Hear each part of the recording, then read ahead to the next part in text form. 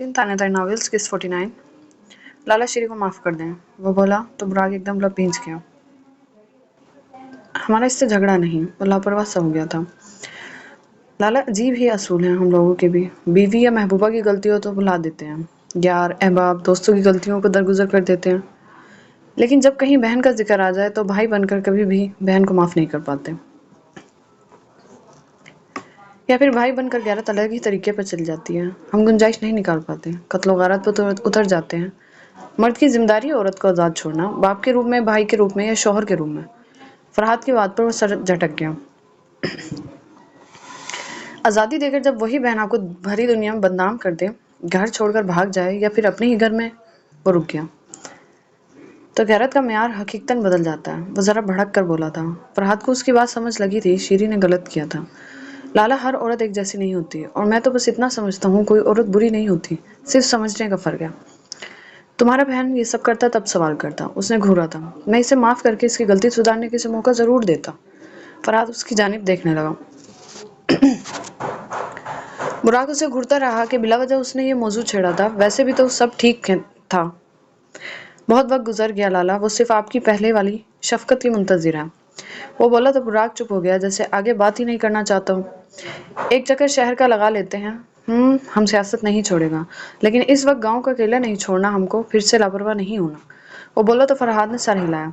फिर आप चले जाइएगा, मैं यहाँ रुक जाऊंगा, लेकिन खुदा के लिए लाला कोई लड़ाई, कोई झगड़ा और कोई खून खराब ना हो। वो दोनों डेरे से निकलकर हवेली की तरफ चल रहे थे, तभी फरहाद बोला तो वो जैसे फरमाबरदारी से बात मान गया।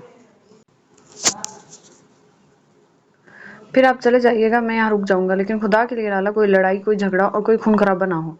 वो दोनों डेरे से निकलकर हवेली की तरफ चल रहे थे, तभी फरहाद बोला तो वो जैसे फरमाबरदारी से बात मान गया। अभी वो दोनों हवेली की सिम चल रहे थे कि फाइज को देखकर बुराक के कदम रुक गए।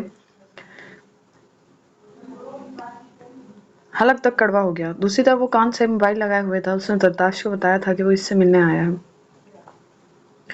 ये यहाँ क्यों आया है? बुराक ने जरा गुस्से से कदम आगे बढ़ाए कि उसकी मोहतरमा भागती हुई बाहर आ गई। घुंघरू के शोर पर वो जरा मुतवज्जा हुआ था, यानी इसने पायल भी डाल ली थी। फाइज वो इसके पास आई और गले लगते लगते रुकी। कैसे कैसी हो? फाइज मुस्कुरा कर पूछने लगा। मैं बिल्कुल ठीक, तुम कैसे हो? और तुमने मुझे कहा था तुम जल्दी आओगे, तुमने कितनी ही देर लगा दी, बहुत बुरे हो तुम। वो नखरा दिखाती मुंह फेर गई। अच्छा सॉरी मेरी माँ। फाइज हंसते हुए कान पकड़ गया तो वो खिलखिला दी। चलो आओ अंदर चलते हैं। वो फाइज का हाथ जल्दी से थाम गए। फरहाद अपनी हंसी कंट्रोल किए खड़ा था, जबकि बुराक को लग रहा था उसका किरदार तो जोकर का है बीच में। वो आईब्रो झुकाकर उन दोनों को घूर रहा था। ये तुम्हारा शोर जरूरत से ज्यादा हैंडसम नहीं हो गया? फाइज ने उसके इशारे पर ठोका मारा तो वो शर्मा गई। अब सामने वाले शख्स को तो पता नहीं था कि वो इसके ही नाम से उसे छेड़ रहा था। उसका तो मीटर घूमने लगा। फरहाद ने भी आगे बढ़कर जल्दी पर आग लगाने का सोचा था। वो आगे बढ़ा। फाइज से मिला। जरताश काफी खुश हुई। आए आए अंदर आए। वो इसे लेकर हवेली में दाखिल हुआ। जरताश भी सीढ़ियां चढ़कर ऊपर जाती कि बुराक ने पीछे से उसकी कलाई पकड़कर मोड़ दी। वो उसकी सिम गर्दन घुमाकर देखने लगी। ये चूहा क्यों आया है? वो गुस्से से पूछने लगा। आपको नहीं लगता कोई जेलिस हो रहा है? वो आंखें मटकाती क्यूट सा मुंह बनाकर बोली। अनारदाना, मेरा दिमाग घूम रहा है, या तो इसे भेज दो वरना हम सच में इसे गोलियां ठोक देगा। खबरदार। वह सीढ़ियों पर खड़ी थी। बुराक जरा उससे नीचे था। वो दोनों हाथ कमर पर रखती रोब झाड़ती उसे घूरने लगी। वो मेरा दोस्त है और आपका मेहमान, और वो थोड़ी देर के लिए आया। आप बिल्कुल उसके साथ बदतमीजी नहीं करेंगे, अच्छे से रहेंगे, और हम तुम्हारी बात क्यों मानेगा? वो भी हाथ बांधता उसकी सिम देखने लगा, क्योंकि वो एक सीढ़ी उतरकर उसके नजदीक आती उंगली के लंबे नाखून से उसकी गर्दन पर एक बहका देने वाली लकीर खींच गई। बुराक के तो हवास खो गए थे। उसकी इस हरकत पर वो लब भींच गया। आप इससे अब तमीज से रहेंगे ना? इसकी गर्दन में दोनों बाजू डालती से बहकाती हुई पूछने लगी। बुराक जैसे ट्रांस में गर्दन हिला गया, क्योंकि वो तो वहीं खो गया था जब उसकी उंगली ने उसके वजूद में एक अलग ही एहसास बढ़ा दिया था।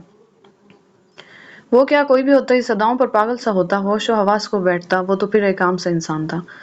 Thank you. वो उसके होठों के करीब अपने होठ लाती बोली। वो बहकता हुआ आंखें बंद कर गया कि अभी इसके खुश्क होठों पर उन नर्म होठों का लम्स जैसे उसकी दुनिया ही बदल देगा।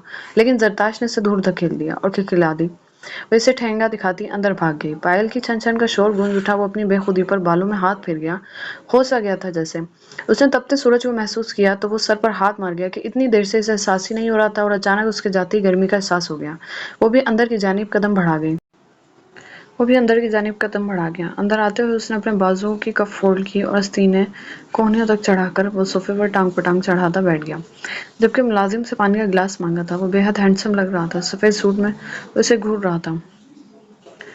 लताश उसके पास बैठी थी, फरहाद भी एक तरफ बैठा था। उन दोनों के आने से पहले उससे बात कर रहा था, जबकि वली फरहाद के पाँव में बैठा खिलौनों से खेल रहा था और शीरी यहाँ थी ही नहीं। तुम्हारा शादी वादी नहीं हुआ? अचानक उसके सवाल पर फाइज ने उसकी सिमत देखा। जी जी नहीं। तो कब तक यूं ही फिरता रहेगा? साला तुम बूढ़ा हो रहा है। वो काफी गौर से उसे देख रहा था, जबकि फाइज जज्बस सा हुआ। जी इसी सिलसिले में आपकी बेगम को जहमत दे रहा हूँ कि वो ही कोई लड़की ढूंढ दे। क्यों, तुम्हारे घर औरतें औरतें नहीं है? उसने आईब्रो झुकाई और सिगरेट सुलगा ली। खाना खाना लगा लेती हूँ, वैसे भी भूख का वक्त हो गया है। जरदाश्त ने जल्दी से मौजू तब्दील करना चाहा। हाँ खानम ठीक कह रही हैं, खाना खाते हैं। फरहाद भी उठा। हमको लगता है खा पी कर आया है। बुराक ने धुआं फिजा में छोड़ा। जी नहीं खाऊंगा मैं। फाइज ने भी आईब्रो झुकाई थी अब। बुराक हंस दिया। बड़ा बेगैरत है तुम तो, अपनी बहन के घर खाएगा। खैर खाए, तुम्हारे लिए ही तो बना है। वो ताना मारता मोबाइल निकाल गया, जबकि फाइज ने जरदाश्त को देखा। इसे आंखों आंखों में समझाने लगी वो थोड़ा बर्दाश्त कर ले। फरहाद ने उसे आने को कहा था डाइनिंग की तरफ, और फरहाद वहां से चला गया। बर्दाश्त आंखें सुखेड़कर उसके सर पर खड़ी हो गई। खानम तुम हमारा सर पर सवार ना हो, हमारा दिमाग खराब है। पहले जाए तुम्हारा भाई आया, इसकी खिदमत कर ले। वो घूर कर बोला। बुराक आप कितने बुरे हैं, आपके घर मेहमान है वो। घंटा मेहमान है? वो सर झटक कर उठा और सीढ़ियों की तरफ बढ़ा।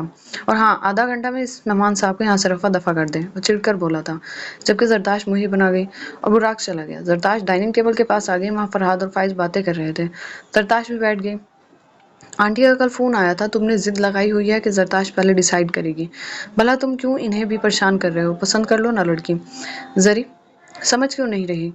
तुम मुझे तुम्हारी जैसी लड़की चाहिए। मॉम ने इतनी मॉडर्न लड़कियां ढूंढी हैं, मैं तो उनके कपड़े पूरे करवाते थक जाऊंगा। वो बोला तो जरदाश्त हंस दी। यार देखो, I want simple decent girl just like you, that's it. Oh अच्छा बाबा, अच्छा। आज मैं रुकूंगा जरा, अपने गांव दिखाओ, घूमो फिरो। एकदम जरताश को लुकमा अड़ गया। उसने फरहाद की सिम देखा जो हंस रहा था। फरहाद भाई ज्यादा हंसी नहीं आ रही आपको? वो घूर कर बोली। सॉरी खानम। फरहाद तो फौरन हाथ खड़ा कर गया।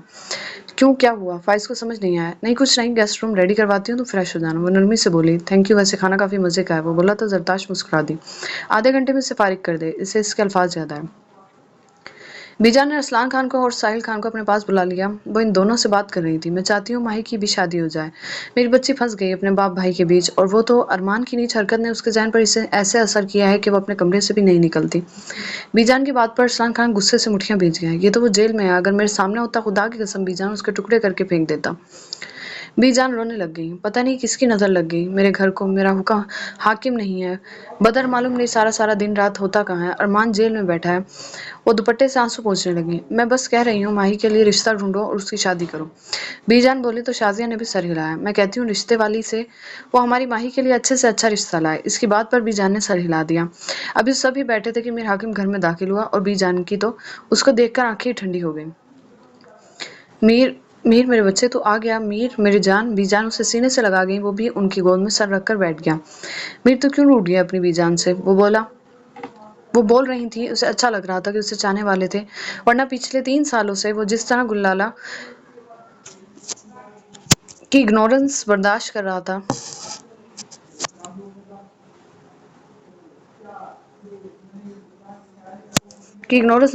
रहा था, चिड़चिड़ापन इसमें वैसे ही आ गया था।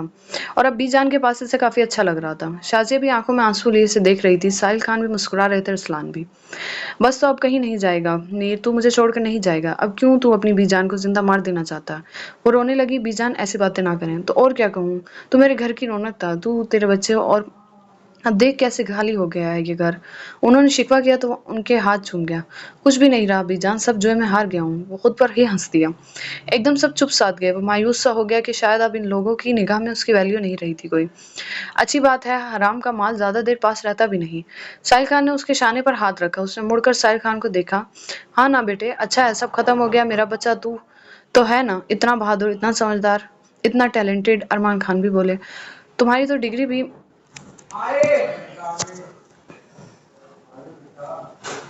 साहिल खान भी बोले। तुम्हारी तो डिग्री भी बिजनेस और फाइनेंस की है। साहिल खान फिर से बोले। और सबसे बढ़कर मीर हाकिम तुम तो सरदारी के लिए बने हुए हो, जुए के बाजारों में अपनी किस्मत का सिक्का चलाने के लिए तो नहीं बने ना। बस ठीक है, जो होना तो हो गया। शाजिया मोहब्बत से बोली तो वो दांत पर दांत चढ़ा गया। इस वक्त उसके दिल की कैफियत ऐसी थी जैसे मुट्ठी में किसी ने जकड़ लिया हो दिल को। वो जब से सबको देखता सा हिला गया। मीर, माहिर, समीर, गुल को भी बुला लो यहाँ, हमारे साथ रहो। بیٹے, بی جان نے کہا, بی جان میرے پاس واقعی کچھ نہیں ہے اور میں نہیں چاہتا کہ ہم یہاں آ جائیں تو آپ میں سے کوئی بھی میرے بارے میں یہ خیال کرے کہ جب کچھ نہ رہا تو میں منہ اٹھا کر یہاں گیا, جنہیں میں نے ساری زندگی اپنا سمجھا ہی نہیں. میں مزید شرمندہ نہیں ہونا چاہتا, آپ مجھے میرے گھر میں رہنے دیں. وہ بولا تو بی جان نے اس کے گال پر چپت لگا دی. بہت بڑے ہو گئے ہو نا تم سب, بہت بڑے ہو گئے ہو, سارے فیصلے خود کرو گے, تم لوگوں کو کچھ پتا بھی ہے؟ بس یہ جو سوچ تم نے بنا لی ہے اس کو ختم کرو. تم جان ہو میری, اور کوئی میرے بیٹے کے بارے میں الٹا سیدھا سوچے تو صحیح, ٹانگیں توڑ دوں گی میں.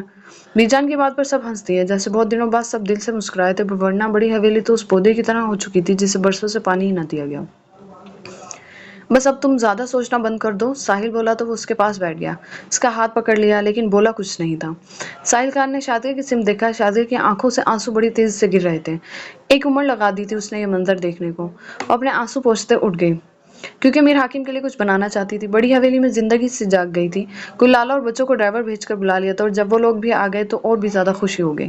ماہر سے امیر کی شرارتیں اور ہنسی مذاق بڑی حویلی کو ایک بار پھر سے زندہ کر گیا تھا. فرق بس اتنا تھا کہ نہ گلالا میر حاکم سے بول رہی تھی اور نہ ہی میر حاکم اس سے بول رہا تھا. لیکن گلالا کو خوشی تھی کہ اس کے اوپر سے یہ دوہری مشقت کا بوجھ ہٹ گیا تھا. وہ گیا نہیں اب تک وہ بھڑکا, کیونکہ فائز جب سے آیا تھا وہ تو نیچے اترنے کو تیار نہیں تھا. چلا جائے گا, گاؤں گھومنے پھرے گا تو چلا جائے گا. یہ کیا مصیبت ہے؟ وہ بگڑ کر موبائل پٹک گیا. براق, آپ میں بالکل سوک سینس نہیں ہے. اور اس کے چیخنے پر بولی, چولہے میں گیا سوک سینس, غصہ دلا رہا ہے ہمیں. کہو اس بندر نما آدمی سے اپنے شہر دفع ہو جائے, ورنہ ہم نے لاتے مار کر نکالنا ہے. زرتاش سینے پر ہاتھ باندھ کر اسے گھونڈ لی. کیا تم ہم کو اس چوزے کے لیے گھورے گا؟ وہ گھورنے لگا لیکن زرتاش اسے ڈبل گھور رہی تھی. جائے بی بی جائے. وہ منہ بنا کر بیٹھ گیا کہ وہ آئے گی دوپہر کی طرف سے منائے گی اور اسے پکڑ لے گا. لیکن زرتاش سر جھٹک کر باہر نکل گئی اور براق کا منہ کھل گیا. اس نے احتجاج ڈال دیا کہ جب تک یہ منحوس آدمی دفع نہیں ہوگا وہ ہرگز بھی باہر نہیں نکلے گا. لیکن کمال یہ تھا اس کی بیوی کو فرق ہی نہیں پڑ رہا تھا. زرتاش کا سارا وقت فائز کے ساتھ ہی گزرا تھا. اگلی صبح بڑی حویلی سے دعوت نامہ آ گیا. زرتاش کو اس بھوکے شیر کے چنگل میں نہ چاہتے ہوئے بھی پھنسنا پڑا تھا. گلالا نے اسے ساری صورتحال بتائی تھی کہ اب وہ بڑی حویلی رہنے لگی ہے. وہ کافی خوش ہوئی تھی اور گلالا کے ہی فورس کرنے پر اس نے جانے کا ارادہ کیا اور براق کے پاس آ گئی. وہ سو رہا تھا, اے سی بہت تیز چل رہا تھا, جبکہ وہ شرٹ لیس کمبل میں لپٹا سو رہا تھا. وہ اس کے نزدیک بیٹھ گئی. مسکراتے ہوئے اس نے اپنی انگلیاں اس کے گھنے بالوں میں چلائی تھی. کتنے نخرے ہیں آپ کے. وہ مسکرائی اور جھک کر اس کے گال پر لب رکھ دیا. پھر شرما کر جلدی سے فاصلہ بنا لیا. براق, وہ پیار سے اسے اٹھانے لگی. اٹھ جائیں, بہت دیر ہو گئی ہے. وہ نرم نرم سرگوشیاں کر رہی تھی. ایک دم براق نے اس کی کمر پر گرفت تنگ کی اور اسے پہلو میں لٹا لیا. چلا گیا وہ خبیث مرد. وہ اس کی گردن میں چہرہ چھپاتا بھاری لہجے میں بولا. نہیں. وہ ہنس پڑی تھی. وہ ایک دم سر اٹھاتا اسے گھور گیا, جبکہ اس سے دور ہو گیا.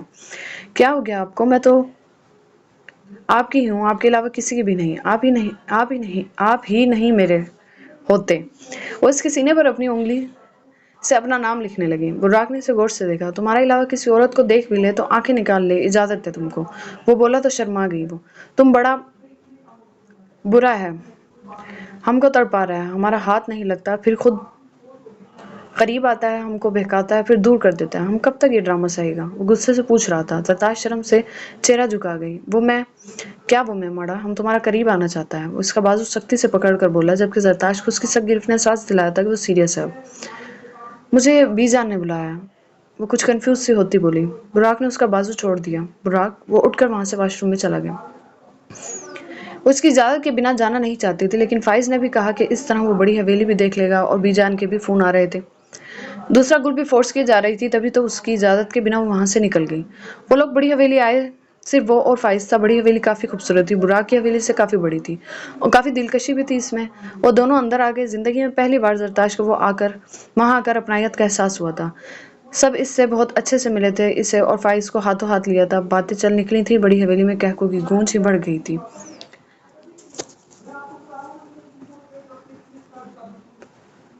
میں ذرا حویلی دیکھ لوں. فائز اٹھ گیا وہاں سے, اور بی جان نے اسے ماہی کے رشتے کا ذکر چھیڑ دیا. دیکھو اب بھی کمرے میں بند ہے, جبکہ اسے گل کے آنے کا بھی پتا ہے اور تمہارے آنے کا بھی, مگر وہ کمرے سے نکلنا ہی نہیں چاہتی. مجھے تو سمجھ نہیں آ رہا کیسے اس کے اندر کا یہ خوف نکلے گا. زرتاش کے دماغ میں ایک دم جھپکا سا ہوا ماہی کے لیے فائز کا, اور وہ بی جان کو فائز کے بارے میں بتانے لگی.